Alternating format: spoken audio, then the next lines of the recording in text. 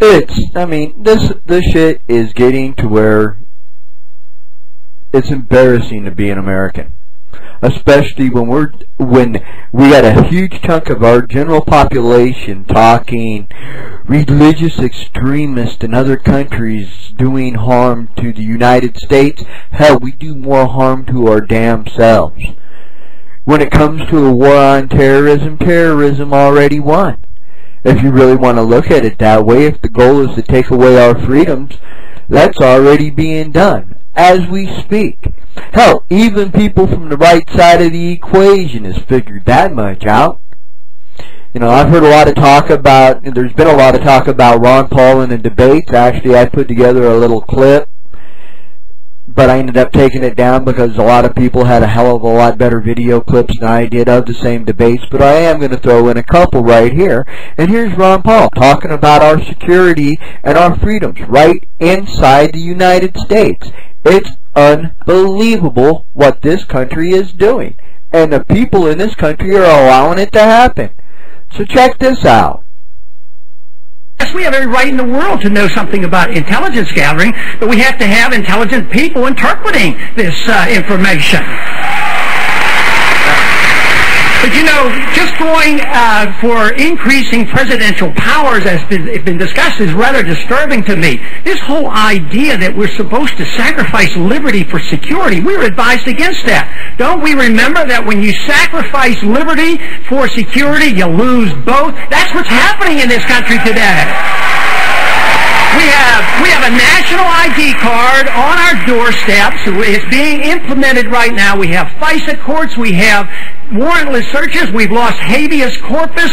We've had secret prisons around the world, and we have torture going on. That's un-American, and we need to use the power of the presidency to get it back in order to take care of us and protect this country and our liberties. Thank you, Carl.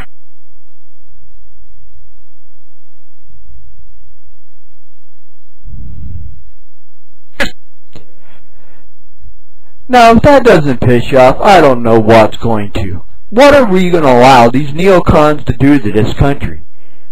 They've already took our name and run it through the mud. All in the support of Israel and the end goal of Armageddon. Is that actually what you want? Nuclear war, a holocaust to happen to the point to where most of the world is in fire? I don't think so. And we're talking about religious wackos in other countries. I think we better worry about the religious wackos in this country.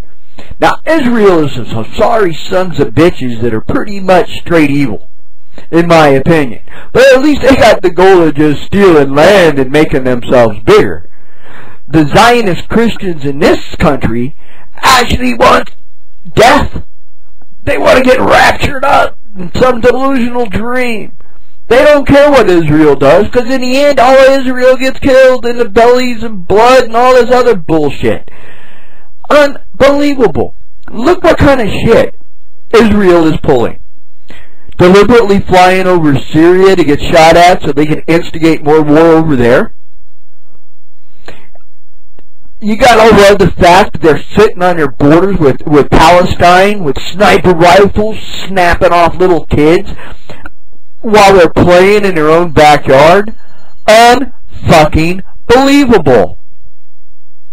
So needless to say, I mean, that's what our tax money is supporting. That's our future. That's what the right side of this equation, the Republican Party, want to take this direction. The neocons and the Zionists. I would suggest look up Zionist Christians and go see what they're actually preaching. How far out there on cloud nine they really are. Their Armageddon will come. Their Armageddon will come when they realize that that church they're going to is feeding them a bunch of bullshit. And when they realize that bullshit is bullshit, that's when their Armageddon happens. Because that's when they wake up and realize they've been played for a fool and snap to reality and actually see the light. Armageddon. You know, give me a break. And we're bitching about religious fundamentalists in other countries. And if you don't think that this country is trying to instigate war across the board in the Middle East, here's another clip from the other night. This is Ron Paul being asked about what to do in Iran, and listen to the lead up to in the question. And listen to these shady little motherfuckers trying to undercut Ron Paul, giggling and shit when every time he does get a question coming his way. So I'll show that clip right now. Here you go. This round of questions is going to be based on a scenario which we think is quite plausible, that any of you as president might well end up facing. It concerns Iran, and these are the circumstances. Its nuclear program has continued to advance. UN weapons inspectors have now saying that it appears that Iran is on the verge of being able to produce and may even be producing nuclear weapons.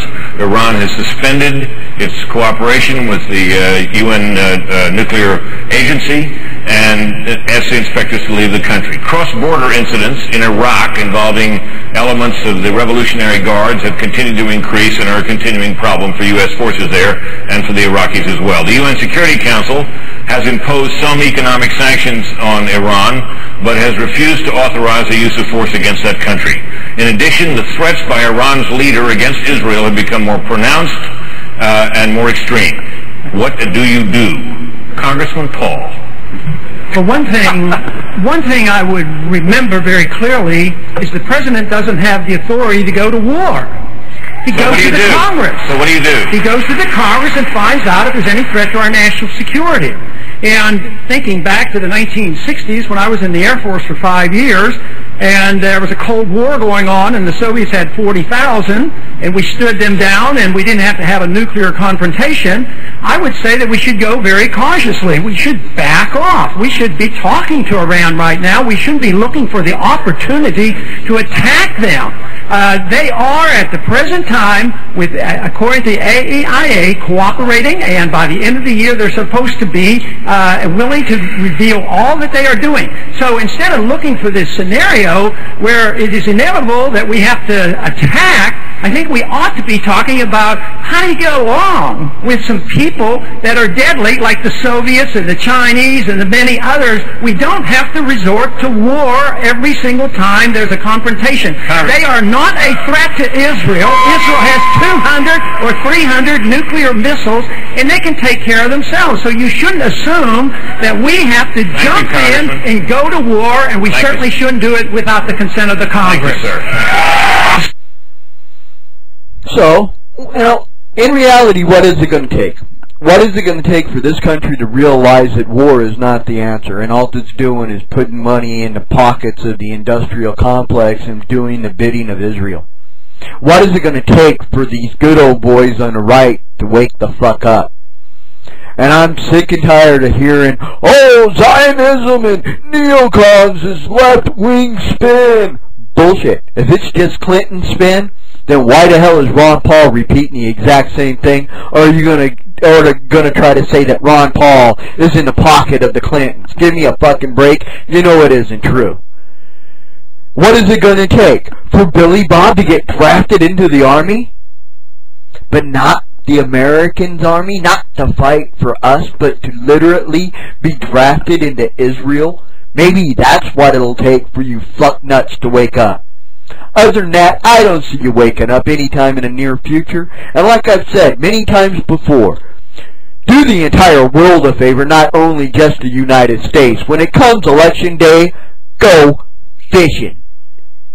The rest of you, let's hope that the general population of the good old USA will realize that we're being played by the industrial and corporate world. It's time for the working class, the true backbone, blue-collar worker of this country, whether you be black, yellow, green, purple, I don't give a flying fuck what color, wake up and take our country back, because these greedy motherfuckers are only interested in one color, and that's green, and to see how much of it they can shove in their goddamn back pocket.